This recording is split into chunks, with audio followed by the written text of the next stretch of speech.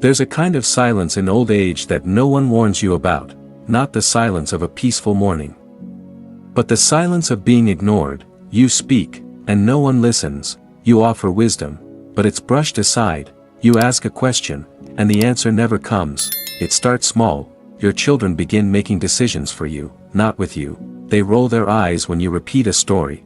They talk over you at the dinner table, and somewhere between yesterday and today, you went from being the pillar of the family to a shadow in the background. This is not just disrespect, this is erasure. I want to tell you a story. There was a man named Thomas. He was 78 years old. Once, his voice built a home, his hands raised 3 children, his name carried weight, his presence brought comfort. But now, he sits quietly in the corner of his daughter's living room. The television blares, the grandchildren scroll on phones, his daughter corrects the way he speaks to them, and when he tries to give advice, about money, marriage, or life, he's told, "Dad, times are different now. You wouldn't understand." And in that moment, a man who once moved mountains, feels like dust. This kind of hurt doesn't scream, it doesn't make headlines, but it runs deep, into the very bones of a person, because respect is not just about how others see you. It's about how you are allowed to exist. And here's the truth no one tells you: disrespect in old age isn't just painful, it's dangerous. Why? Because when you stop being heard, you start believing you have nothing left to say. When you're not consulted, you begin thinking your opinion no longer matters. And when the people you gave everything to no longer see your worth, you might forget it yourself. But hear me now, you have not lost your value, you've only lost your voice.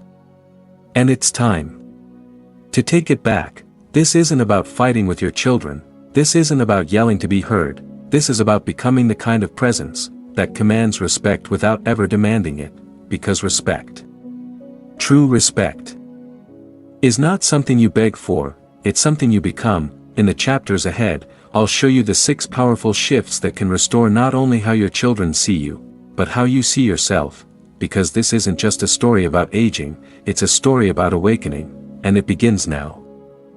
Respect doesn't begin with others, it begins with you. If you don't guard the borders of your own dignity, don't be surprised when others stroll across them like an open field. But let's be honest, most older adults don't lose respect because they're weak, they lose it because they're too kind. They give, they accommodate, they shrink themselves to avoid being a burden. Until one day, they disappear from their own lives. Let me introduce you to Maria. She's 72, her daughter moved in with her 2 years ago, just for a few months.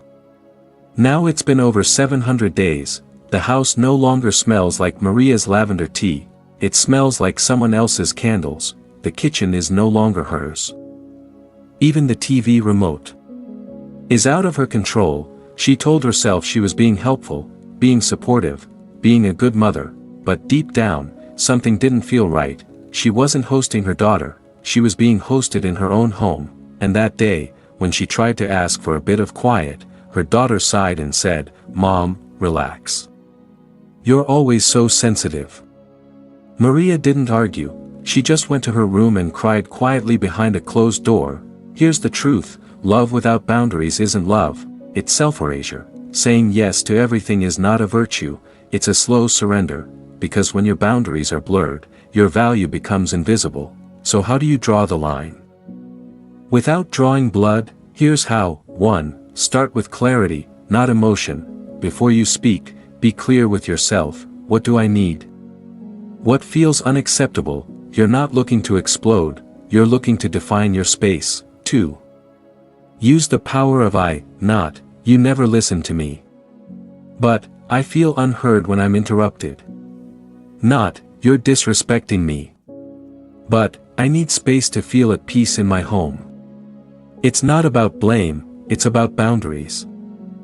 3. Hold the line, gently but firmly. The first time you say no, you'll feel guilt, the second time, discomfort, but the third time, you'll feel freedom. Remember, every healthy relationship, parent or child, needs 2 things, love and limits. The tree without bark cannot stand, it will rot, it will bend, it will break. Your boundaries are your bark. They don't push people away, they protect what's sacred. and here's the beautiful irony. When you lovingly assert your space, people begin to see you again. They pause, they adjust, and slowly they respect what you've reclaimed. Maria eventually sat down with her daughter and said, "This is still my home. I want to share it, not surrender it." And it wasn't easy, but over time, her daughter began to see her again, not as an old woman, but as a woman with a voice, a will, and a world of wisdom. In youth, power is loud, it shouts, it demands, it crashes like thunder trying to prove itself, but in old age, true power is silent. It is the stillness before the storm, the deep river that runs beneath the surface, the gaze of someone who has lived, seen pain, joy, betrayal, love, and no longer needs to win.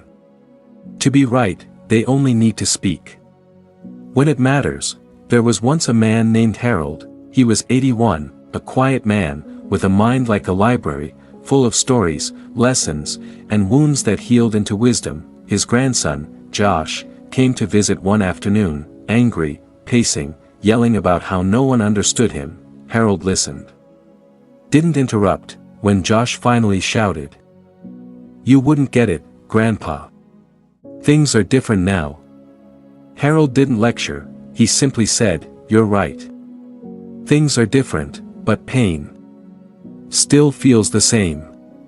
And then silence. Josh stopped, sat down, and for the first time, he looked at his grandfather, not as an old man, but as a mirror. This is the power of speaking like still water. Still water reflects clearly, it doesn't rush to speak, it waits. Then speaks with intention. In a world addicted to noise, silence becomes sacred. If you want your children to respect your words, stop wasting them. Don't fight every fight, don't chase every correction. Choose moments that matter. When you speak, let your tone be calm, your eyes be steady, and your words carry weight, not volume, because shouting makes you sound insecure, but speaking with quiet conviction, that makes people lean in. Here's something few understand: people don't remember every word you say, they remember how they felt when you said it. Were they scolded? Or seen, dismissed? Or drawn in? When you speak like still water, you don't just offer information, you offer presence, and presence is what makes people stop, listen, and most importantly, remember.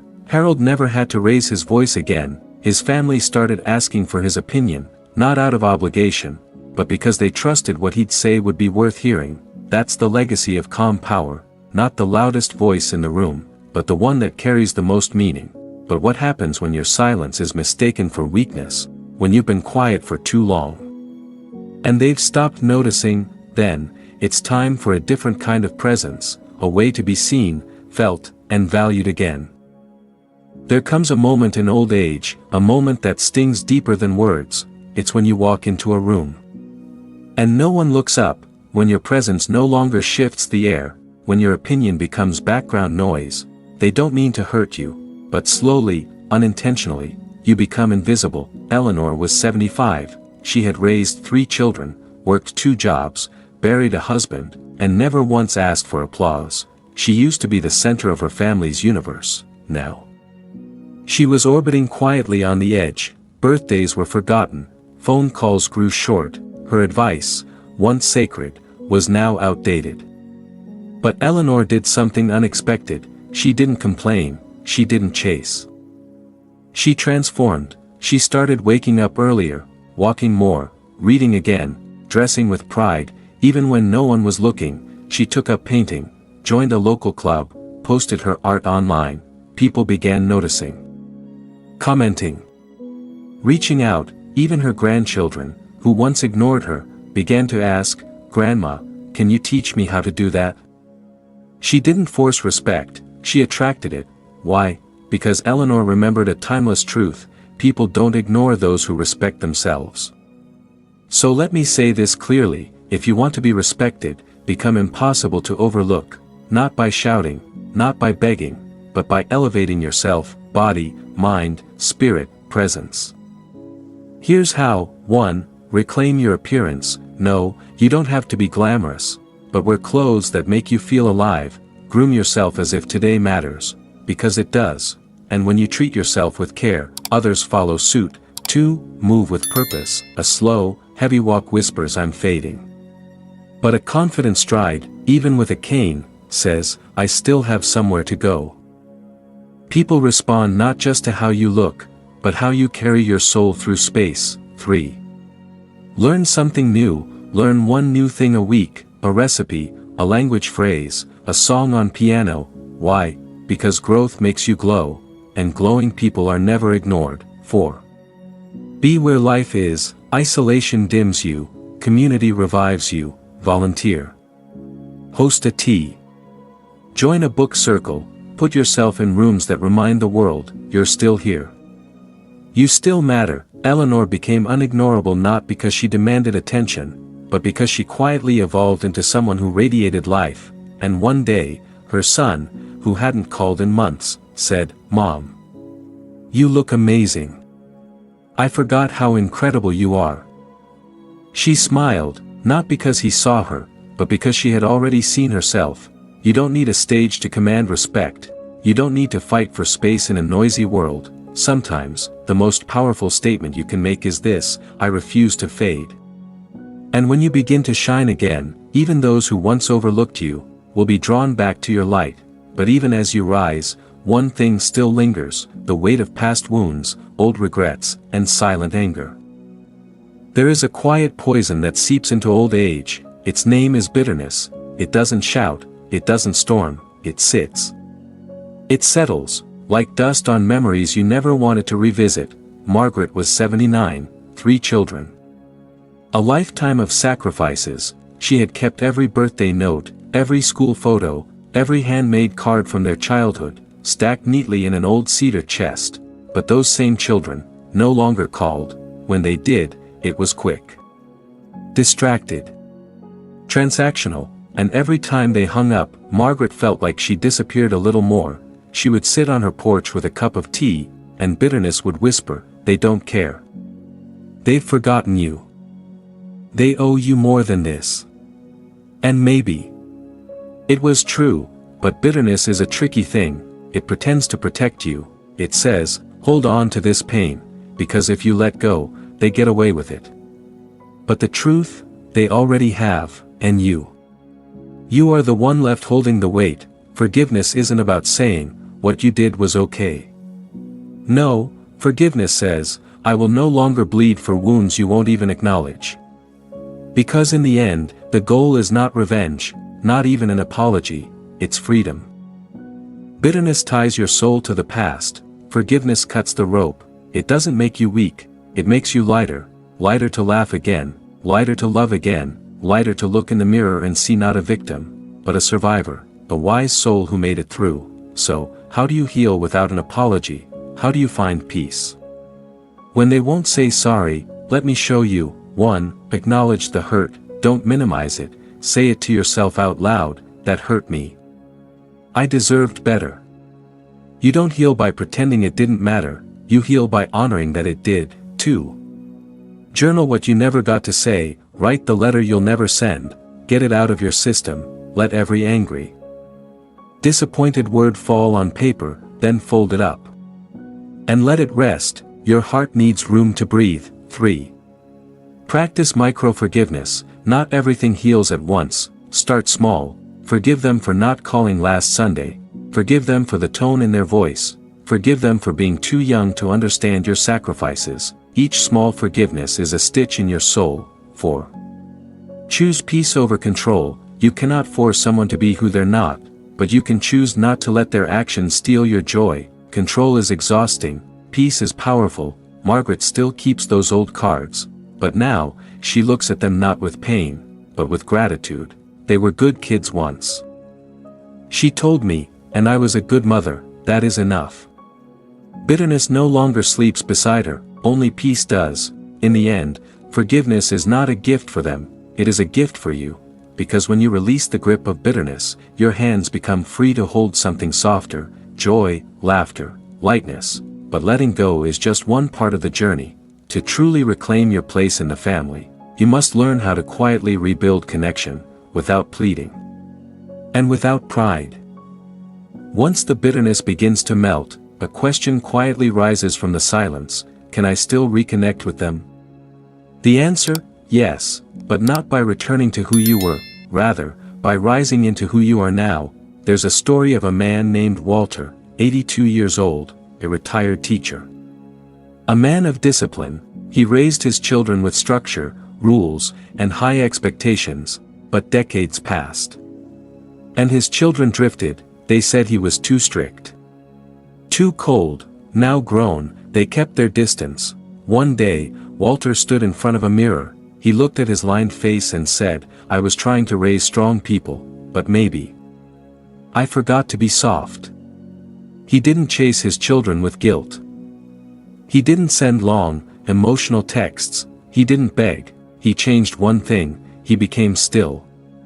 And began to influence quietly. See, influence in old age doesn't come from control, from scolding, or even from proving your worth. It comes from presence, from dignity, from becoming a calm, steady flame in a chaotic world. And slowly, people start coming closer to that warmth again. 1.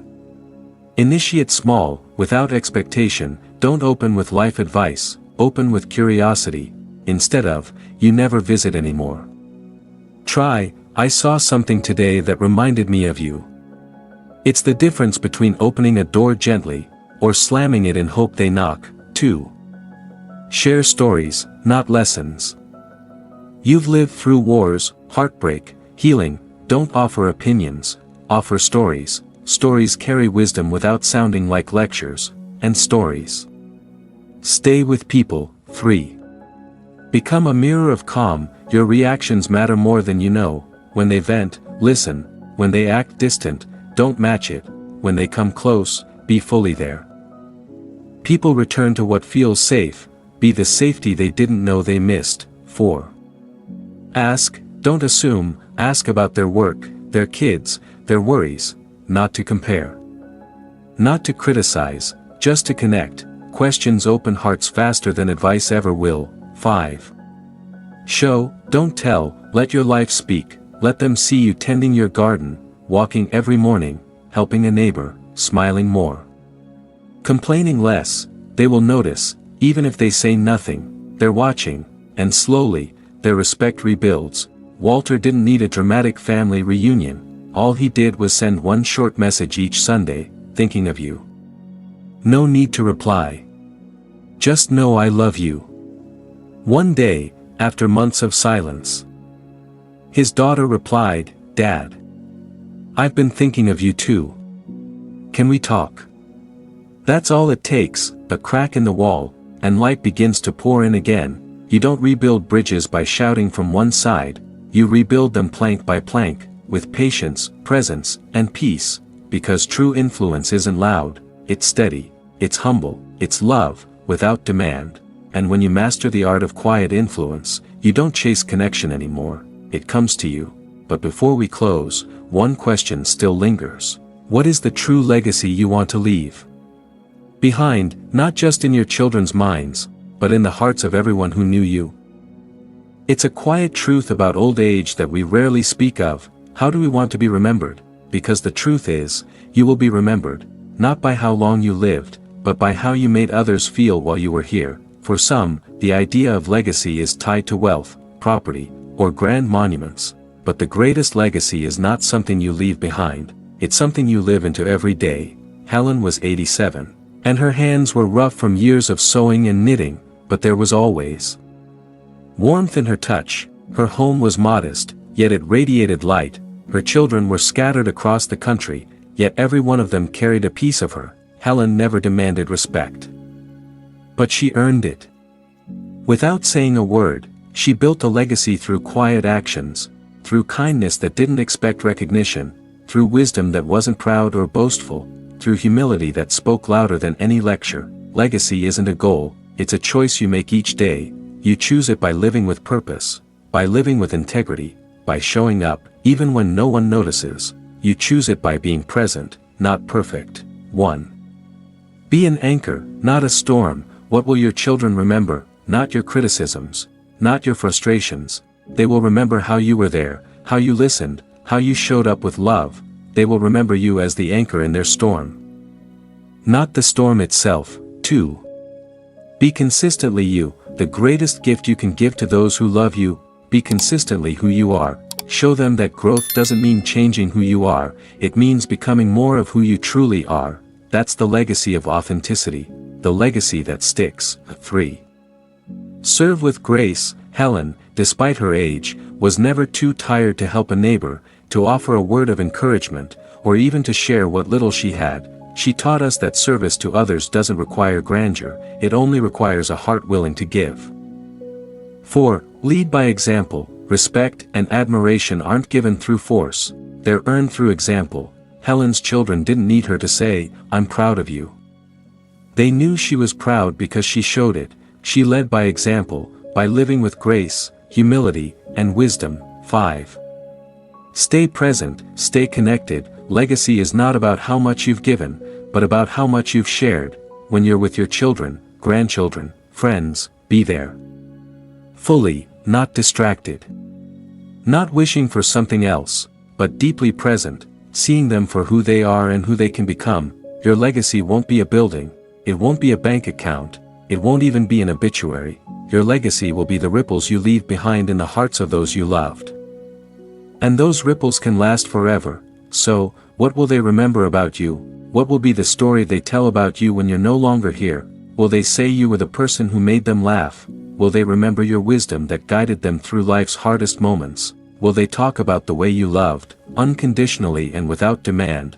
You have the power, even now, to create that legacy. You don't need grand gestures, just small, consistent acts of love, kindness, and wisdom. And as we reach the end of this journey, remember that your story doesn't stop here, it continues in every moment, every decision, every interaction. If this message resonated with you, make sure to subscribe, because the wisdom you're seeking for this season of life is just a click away.